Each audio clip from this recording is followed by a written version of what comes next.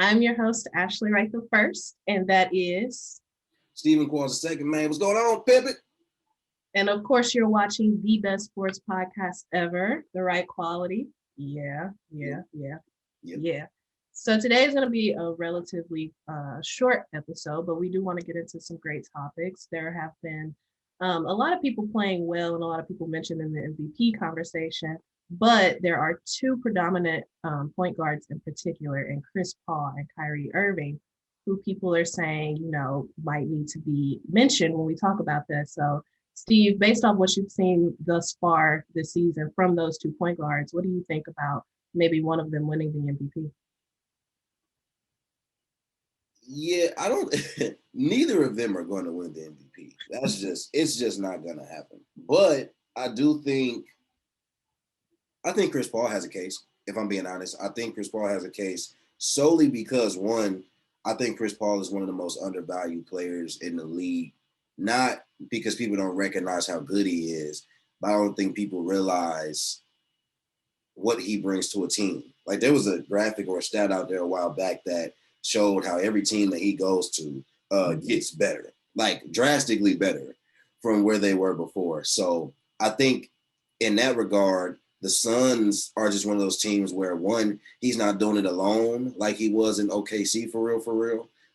He has another star in Devin Booker, and then he has a true big, and DeAndre Ayton like an actual scoring big. So he just has more weapons at his disposal. And as we can see, they're making noise in the West. So I think CP has more of a case than Kyrie, but I think just because of the numbers that Kyrie's been putting up, especially as of late. But I still wouldn't say Kyrie would be my MVP choice from that team alone. Even I would still say it's Harden. So if that's where I was going to go, but I mean, you could put him in the conversation if you want, but I don't think either is necessarily going to. I don't think either has a shot at actually winning it though. Yeah, yeah, I agree. I mean, even though Phoenix, they made a huge jump right now, they're second in the West. They've been very consistent throughout the season, but like you said, I don't think that's Chris Paul alone. While he did make the difference, and then as far as Kyrie, if I were to choose someone from the Nets to win MVP, it would be James Harden. Um, neither, like you said, neither case is really strong enough, I think, to overpower the case of, a LeBron James or Joel Embiid or maybe even Dame Dollar. I think Dame has a better case as a point guard than either Kyrie or Chris. Yeah, I would say Dame and Chris probably have more of a similar argument. It's hard to give that argument to Kyrie because of who you're playing with. Sorry, not sorry. But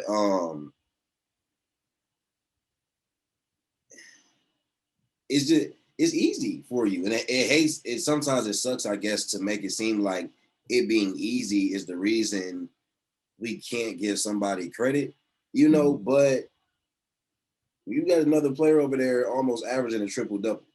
So you getting 40 on top of that, obviously y'all gonna be winning. Like yes, you still putting on the show, but as far as MVP, like I don't know. Y'all getting more stacked and stacked by the month. So I'm just trying to figure out, how much easier for you it's gonna get when you Right. when you got all these players that can be this threat or do this. So yeah, but Dame, I think Dame, especially if he keeps Portland in this top four range, Dame needs to have way more consideration. The numbers are there, the team record is there without the second best player on the team. So I mean, ain't much you can argue against Dame, but I think it would be between Dame and CP climbing the ranks. Then I would say Kyrie. I think Kyrie is just in one of his stretches right now where he's being completely dominant.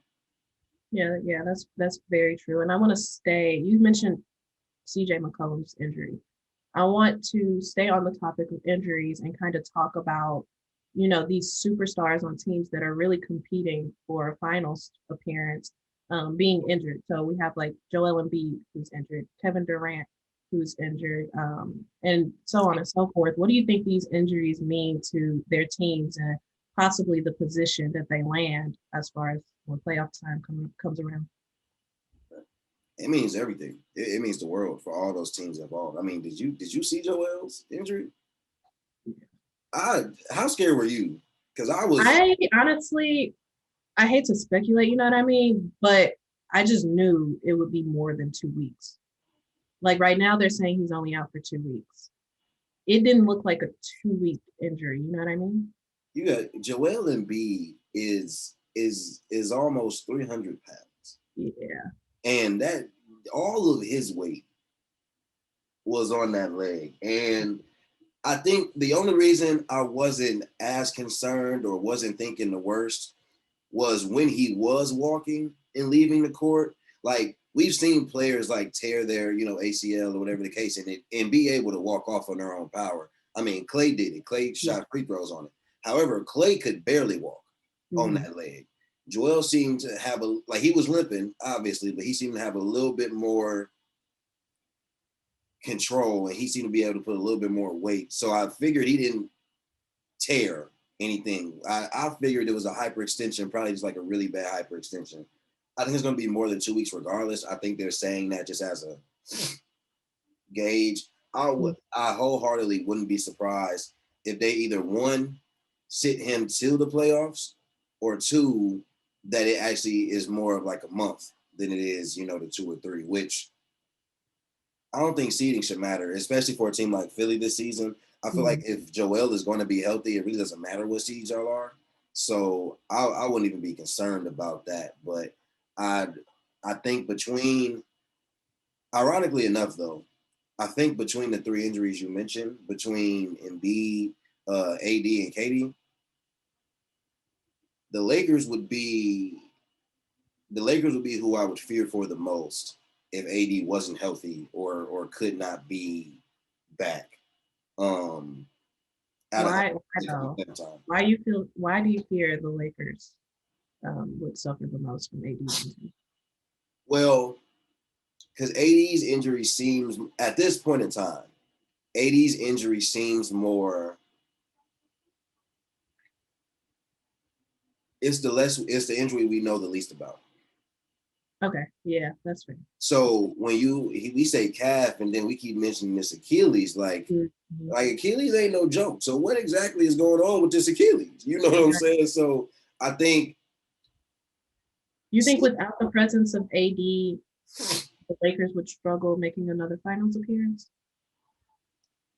Yes. They could. Who in the West? Who in the West poses a threat enough to bounce the Lakers out of the playoffs? AD-less Lakers? Yeah. AD-less Lakers? Yeah. I fear the Jazz, Clippers, or the Suns could take them out without AD. That's how much of a difference he makes. Like, Bron can play. All the teams you mentioned have prominent dudes. My point. Yeah.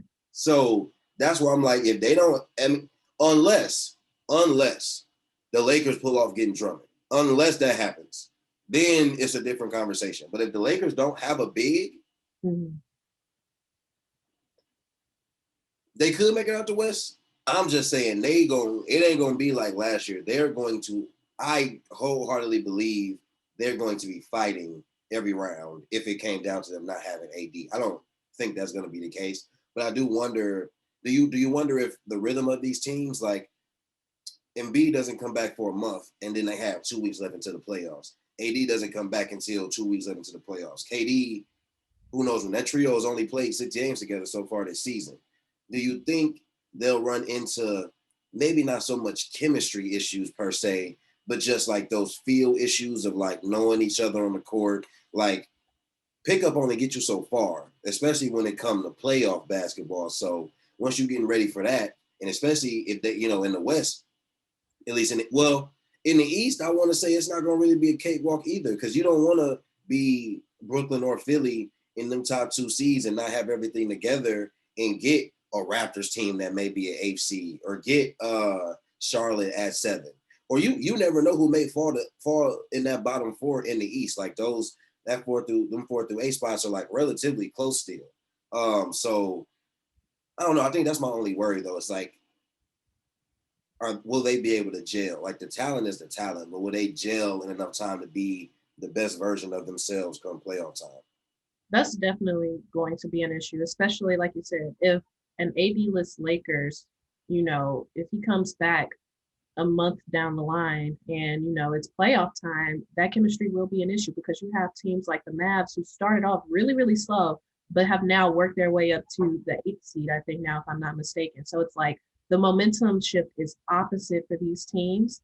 And both of these are professional basketball teams. Like we saw the Mavs push the Clippers last season. They're no joke. And then you move over to the Eastern Conference, like you said, a team like Charlotte with nothing to lose, a team like Atlanta, who's currently in the 8th seed, those won't be cakewalks. I mean, Trae Young, John Collins, I don't really have to even go down the list. These are young dudes that know how to ball and don't have anything to lose. Like it's scary running up on those types of teams because they have little to no expectations. It was, a great season for them to even make a playoff appearance. So now we're here, ain't no telling what they can do, especially when, it's problems as far as your superstar goes with injuries and chemistry, getting his rhythm back together. That's a problem. Yeah, and the only thing that the only thing that's going to save the Lakers obviously is LeBron James. I mean, even if you're talking about not having 80, 100% or not having him for a long period of time, as we've seen in the regular season, LeBron in the playoffs can still go get you games by himself. I don't want to take away from the supporting cast that the Lakers do have because they definitely still have dogs over there, so I don't want to forget that. But Brooklyn Brooklyn has the potential to be the scariest, but there are so many pieces over there in Brooklyn that we just don't know if there's time for that to really, for everybody to be adjusted and comfortable with their roles come the time where there's going to be no discussion about it. This is your role. This is what we need from you making this playoff run. What is Blake Griffin's role going to be? Right. What is that? Right. When is he going to play is the question. Do you think, he kind of takes over some of Jeff Green's minutes? I guess if he earns them, I think that would be the only way that he fit. unless you don't play DJ and you was to play like Jeff Green and Blake, I don't know if that's worth playing. I guess it depends on what lineup you're going for and who you're playing. But I don't see a team that they be playing that lineup either along with the big three or some variation of it is your best lineup. Mm-hmm. I think Blake can be in your best lineup, but also I don't know. That's why it's interesting because while Blake isn't Blake Griffin from the Clippers, like Blake Griffin has definitely expanded his game, so it's not like he's not a threat. Like Blake Griffin is Blake Griffin is a bootleg version of prime Kevin Love.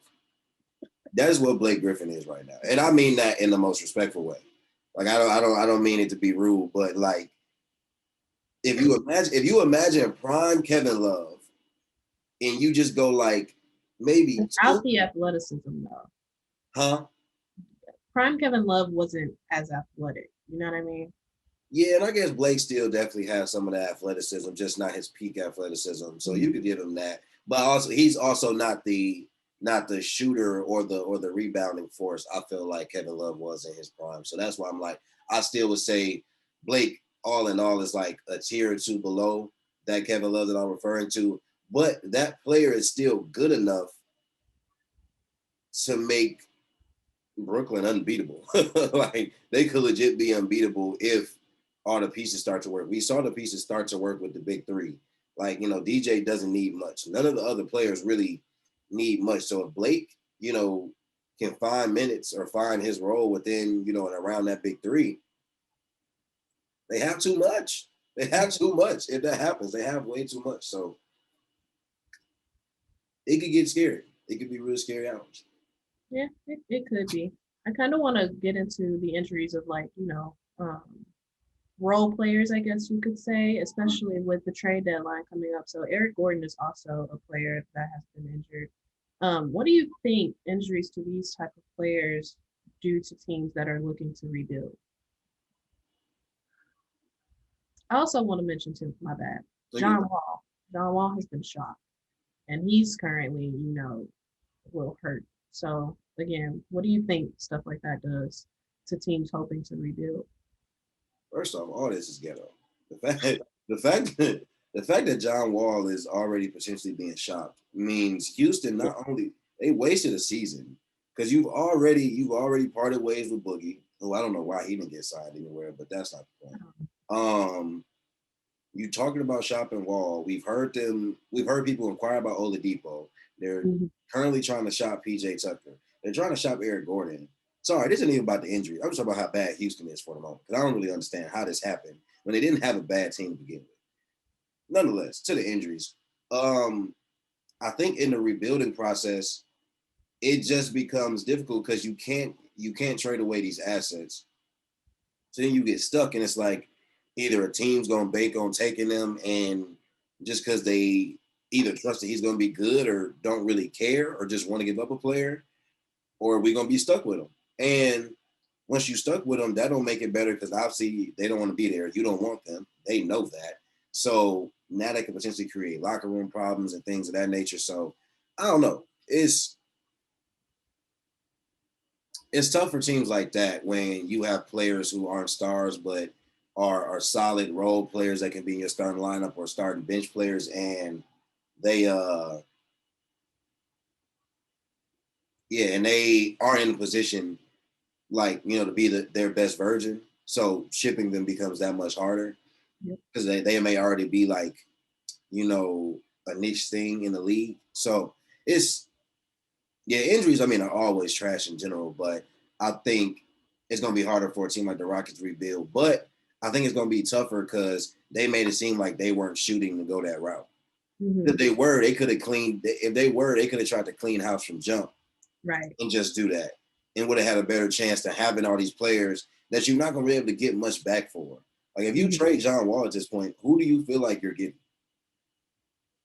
You're not going to get anywhere near the value you want and need for John Wall at this point. It's just not going to happen. Not for Well, anybody. The Heat were inquiring about John Wall, and Why?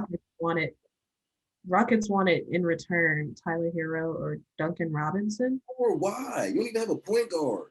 They don't For what? like, and I'm not sure what at this point in their career. Let me rephrase that. I'm not sure what John Wall can do that Dragic doesn't already do. Nothing. I Right. Wall Wall. I mean, I ain't saying that like John Wall don't deserve to be in the league or nothing like that, but his prime is well past, in my Mhm. opinion. Whether that be due to injury or just time, his prime window is done. Um, could he be on a team where he wasn't a first option and be effective? Sure. I don't know what team that is, but he can't be your first option. Nor do I feel like he can be the leader of your team at this point. And that's not meant to say anything negative about his play or leadership. I just don't think he's that type of player anymore. I don't see what team he's able to occupy that role and they be successful. You just don't. So it's Rockets are in a tough spot, which I don't. Even with the Harden trade, I don't think many people thought they would be this bad off, after that trade. But they in full rebuilding mode now at this point. They are definitely. Well, you mentioned you had a question for me. Yes. At the start of the episode. So we know that the Heat struggled a bit, to start the season. We had talked about Jimmy a few episodes back, especially when he was dealing with COVID and he didn't, necessarily look the healthiest. But since he's been back, uh, Jimmy's been balling. He's become Jimmy Buckets once again. And the Heat at one point were like 9th or 10th in the East. They are now currently 4th. Mhm. Um, do teams? I remember last year, like I feared the Heat from jump. Mhm. Like I knew the Heat were going to be dangerous from jump. Do we fear the team this season the same way I think a lot of people feared them last season, or at least kind of respected them in the sense of knowing that they could really take out anybody? I think honestly, teams look at the Heat the same way that they looked at them last year. Like we still don't hear much about the Heat, but like you said, they've made this drastic jump since Jimmy got healthy from COVID, and That's the mistake that these teams made last season. Like, obviously, this is a dangerous team. They basically still have everyone that they had from last season. So Yep. that chemistry hasn't gone anywhere. Jimmy is obviously still being the leader that we've grown to know him to be. And he's showing no signs of slowing down. And I like it's a really great thing that he was able to recover the way that he has because look at the position that his team is in now. Of course, they struggled without him, but now that he's back, they're back to where they were last season, I feel like. So I do feel like they can make a run. I do feel like they can be a threat. And like we said, if these teams who have these superstars and these superstars are still injured, that is an issue, especially with a team like the Heat, especially with a team like Charlotte, so on and so forth. So they need to be feared, but I don't think they are. I don't think I'm.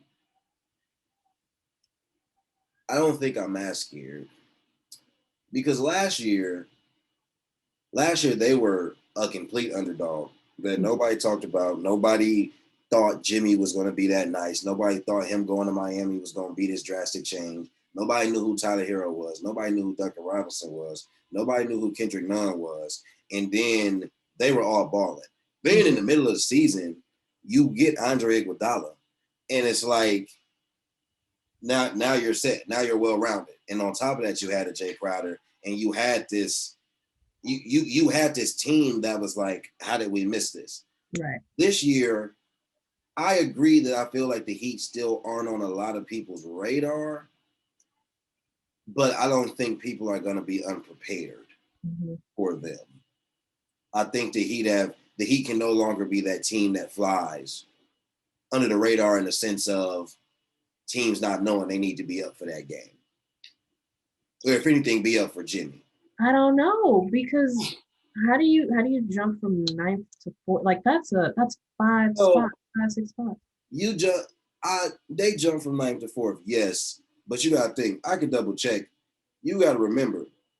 Like I know it's the East, but still. You gotta but six. So 4 through 8 is all divided by 2.5 games.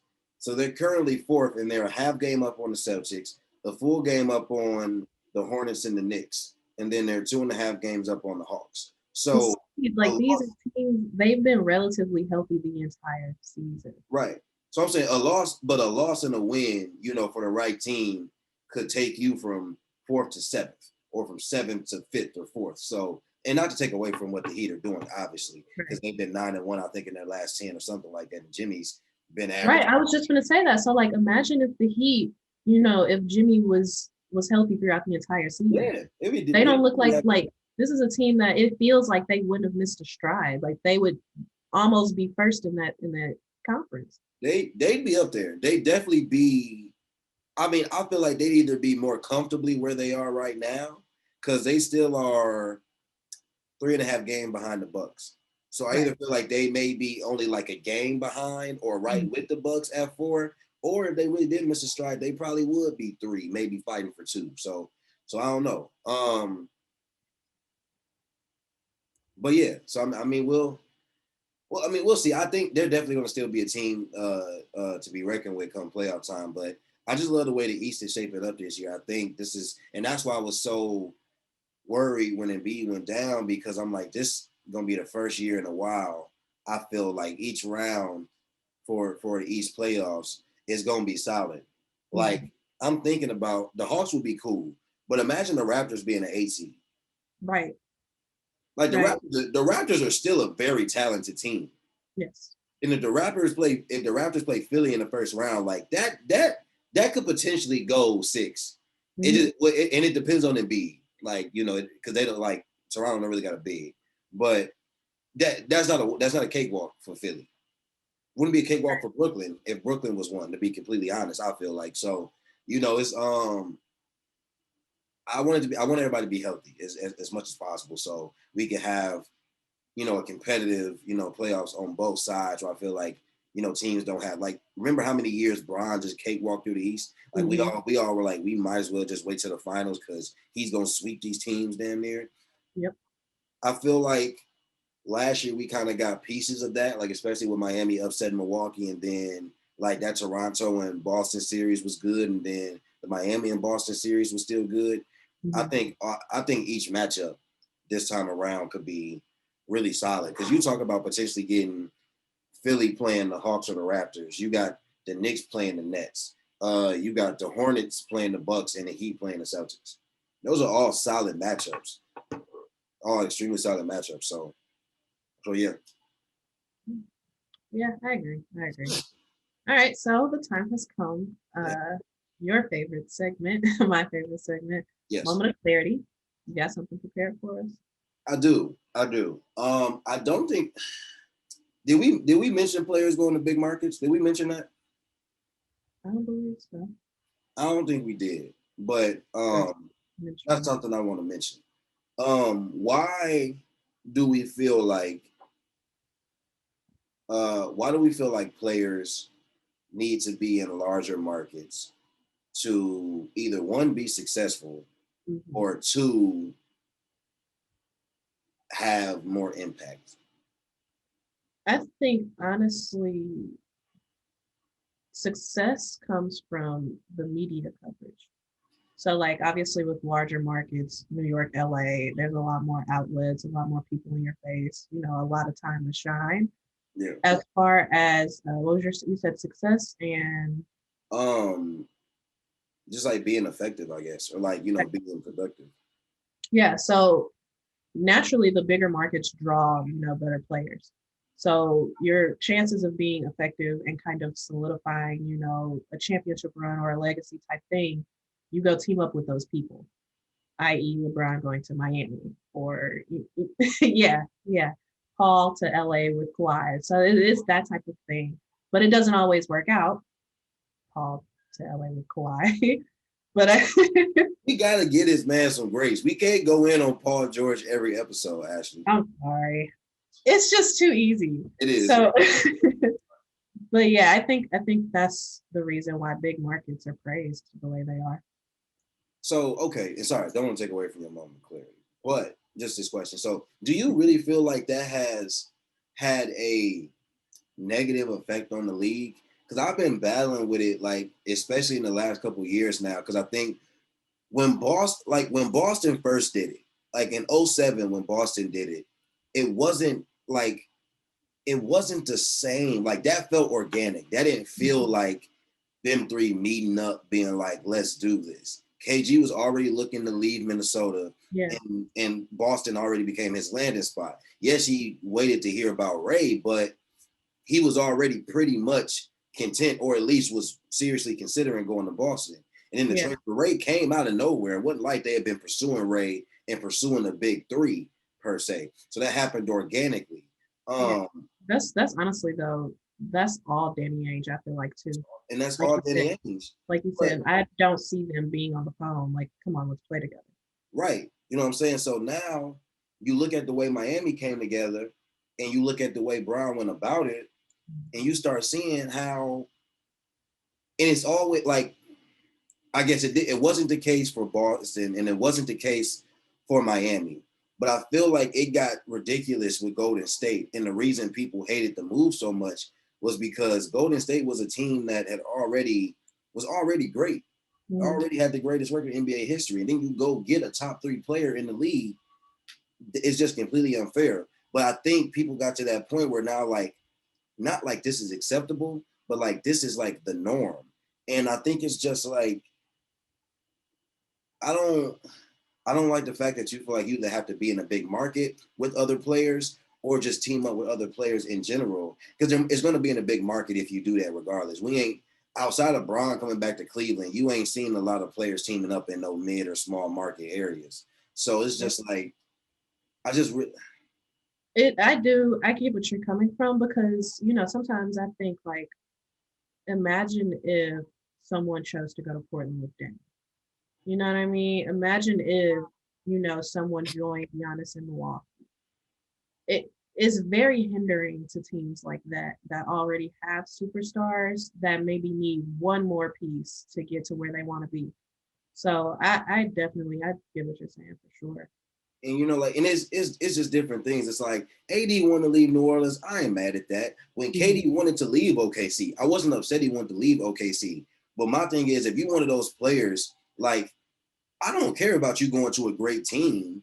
Like, what's a good example? Like, okay, Melo, prime example. When Melo wanted to leave New York, I was full-fledged of the mindset that Melo should have went to Chicago. Me too. I always said Melo should have went to Chicago. Chicago wasn't stacked, but you put Melo on a team that's defensive-minded and already got the pieces there. Rings. I wholeheartedly believe rings happen if he goes to Chicago. They definitely beat Miami a few times. But I'm saying, like, I don't mind players doing that. But when it's like, oh, I'm going to leave and I'm going to go link up with another top 5 player in the league. I'm going to go link up with the best team in the league. Or I'm going to go link up with, legit superstars in the league. Not even from the competitive standpoint, like, because that, it should be competitive regardless. And there's enough hoopers in the league for it to be. But it's just like, I don't know. It's just, I just feel like once we got to the point where, like, people are asking, like, is Jokic going to stay in Denver? Right. Why would Jokic leave? Like, why doesn't somebody want to go to Denver to play with a player like Jokic? Like, why does Jokic have to leave and go to a bigger market? Why does Dame have to leave and go to a bigger market when these are the teams that trusted them and had faith in them? And I just feel like we're getting to a point where we're criticizing players for that and almost trying to force them, to go somewhere where we can feel better about it or, think differently about it. And fairness ain't really a role in it, I guess, but I just feel like I hate that that's become the thinking of the league, and fans and reporters alike. So, yeah. But yeah. What's your moment of clarity? It's a little lighter. So I was watching the skills challenge, and I was listening to Shaq. And so I didn't watch that. You didn't? I didn't watch that. Okay. So Nikola Vucevic, he was in it or whatever, and Shaq chose him to win. So Vucevic won that particular round, and Shaq goes, I told y'all. And then he adds, anybody with the last name Ick or Itch can shoot. he said, European players are so fundamentally sound. If you hear Itch or Ick in their last name, he can shoot. And so he just cracked me up saying that because it was so left field. Like, bro, you gotta chill sometimes. Like, these dudes have no filter. It's like, no, where's the line? Shaq, you can't say that. You can't say that on live TV. There's no line. He's not wrong though. That's the funny part about it. He's not wrong at all. Stojakovic. Right. He's not wrong. If I looked up the icks and itches in the league, Heinrich. Yeah. Listen. Look, the list goes on. So but yeah. Oh, shoot, the dunk contest. We didn't even talk about All-Star Weekend now. Yeah. So and the game. You watch that? The dunk contest in the game. Yeah. The dunk contest. Okay. Although Cassius's second dunk sucked, his first dunk honestly deserved a lot more. Like, that was a dope dunk. He bounced the ball, jumped off the leg, and put the ball under the same leg he jumped off of. Like, it was freakishly athletic, and people, I don't know. I think he made it look too easy. That's exactly why. Because Cassius can jump like that, everything he does looks so easy that people see it and be like, what did he do? Because literally, like, it's that crazy. It was the same way with Simons though, because it was real. Like, well, I wouldn't even say he had the best dunks, but because he's 6'3" and because he's so bouncy, it's like it makes everything impressive. I really wish he would have kissed the rim though. If he would have kissed the rim, that would have been one of the craziest dunks I've ever seen, to be honest. Yeah, same. At least from a 6'3" dude. Yeah. Because that concept. I get why he couldn't, but you said what? I said the concept of kissing the rim was just dope in itself. Yeah. So, no, I mean, dunk contest wasn't bad. I really wish the only reason I hated being at halftime was because you could tell it was short. You can tell they were trying to condense it. And I feel like they should have had way more dunks. I feel like they should have had an opportunity to do at least one more, maybe even two, to be honest. Because like basically what they went 3 dunks, I think. Yeah, it was 3. You got at least let them go 4. At least, you know. In case cuz for the ones that they don't get. But I mean, it was a condensed format anyway. Any takeaways from the game before we head out? No, just whew, Steph and Dame and half court shots. That's just stupid. That's just dumb. That was so dumb. I'm watching live and I'm like, this is insane. I said, so this is ridiculous. But honestly, Dame, Steph, and CP, when them 3 guards was in the game at the same time, I said, this is unfair. I said, Yo, all 3 of them dunked back to back to back. I was like, okay, that's crazy. Off alleys from each other. I said, they're having a blast. I said, they're having a grand time. Yeah, just shout out to my boy, my boy that got MVP, you feel me? Didn't miss from the field, hit a couple threes even. You feel me? Hey, take what we can get. All right. Dominance. Yeah, get that MVP. Now we need to get this championship, Giannis. That's next. And let's see how that goes. You've had some disappointing moments. Man, this show really be seeing me going through it because it's just. The other day I was looking at our YouTube channel and I think one of our previous episodes has a clip art of you like having your head down. Sends me every time because I already know it's about that Bucks playoff exit. It was the funny thing about that episode is that happened. My allergies were messing up. It was just a bad thing altogether. I was going through it in all types of ways, emotionally, everything. So